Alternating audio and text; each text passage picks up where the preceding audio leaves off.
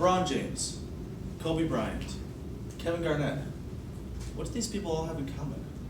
They're all NBA players that have been exceptional in their sport, and then everyone went to college. Basketball is an enjoyable sport to play, as well as to watch. Players are incredibly athletic and have talent that's very exciting. I've watched many games of basketball in my lifetime, refereed hundreds of games. I even worked at the wellness center as a referee, so I know a thing or two when it's clear when players are ready to go pro.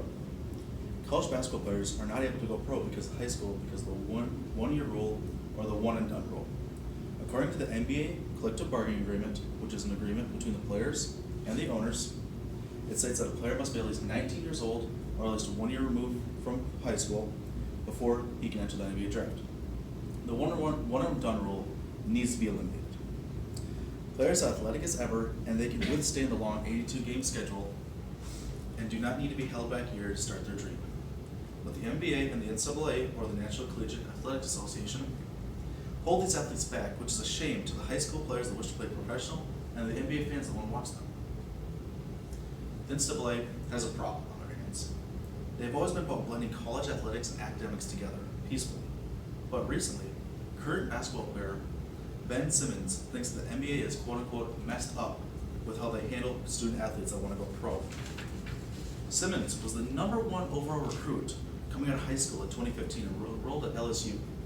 There, he focused more on basketball than academics because that was his future and he knew it. He never got to class and had horrible freshman year GPA. He didn't care about academics because he was going to be the #1 overall draft pick. And he was in 2016, the very next year. He didn't believe the NCAA handled the situation correctly, and that's absolutely true. The NCAA pushed academics on him when all he wanted to do was play in the NBA. The NCAA is showing signs that they may not be treating their top-tier basketball athletes that want to go pro right away correctly. Certainly, top-tier athletes want to forego college and go right to the NBA. Another branch of the issue is the monetary problem. Lots of top-tier athletes are taking illegal money and benefits to play for a certain program. This year's #1 overall pick, DeAndre Ayton, got paid this way. Remember the name DeAndre Ayton, he'll come up later. According to the Washington Post, Ayton was paid illegally $100,000 just to play at the University of Arizona under Coach Sean Miller, which he eventually ended up doing. This money is a good thing for the players. A good portion of these players come from poor socioeconomic areas and homes, and they can change their families' lives forever just from one single paycheck. But they have to wait a year to get paid. Finally, there's the absurdity that players from different sports can go pro right out of high school. According to Shannon Ryan of the Chicago Tribune, quote unquote, there are players such as Patrick Kane in hockey and Javi Baez in baseball that have no national discourse when they go pro right out of high school. So why basketball? Their bodies are the most athletically gifted and ready to play right away. Kane and Baez are now superstars for their respective sports.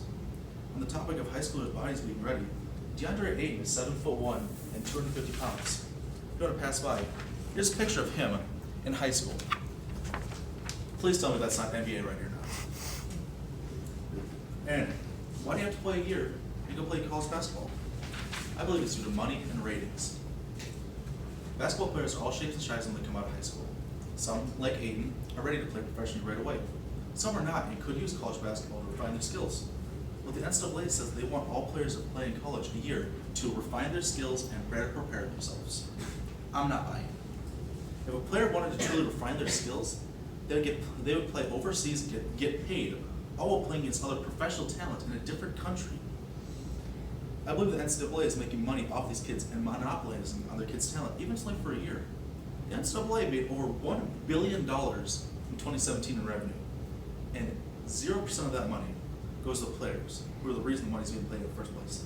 The scholarship, they pay for classes, i.e. before academics don't really matter to these top-tier athletes, and meals on the rides. They don't pay for meals that they want at home. To pay players means they have to lose a good portion of the money that they'd be making, and that large of a company, the NCAA, would never do that. Another root of the problem is the ratings that television networks are making off these players. During the March Madness basketball tournament, the final tournament of the season, TBS, CBS, TNT, and True TV all air the tournament at different times. Throw on ESPN and their sister locations, ESPN2, ESPNU, ESPN Plus. That's hours of broadcast time. They even have an 8-part documentary on the Duke basketball program. The only reason they chose Duke, 4 exciting freshmen. They didn't need to be there. The one-and-done rules, there's no way they'd be in college. television stations pay the NCAA to boost ratings, and their people pay to watch them. The big television stations get views and paid, while the NCAA also gets a ton of money from the station boosters. Who doesn't get paid? The actual players that do the dirty work. The solution is fairly simple. The NCAA can go one of two ways to fix the problem. The first solution is to eradicate the one and do already and allow players to go to the NBA right out of high school. This will eliminate players that complain that we wasted a year playing college basketball. There are superstars that have done this with, like LeBron James, but also massive flops that tried to go to the NBA out of high school and failed, like Kwame Brown. You've never heard of him? There's a reason why.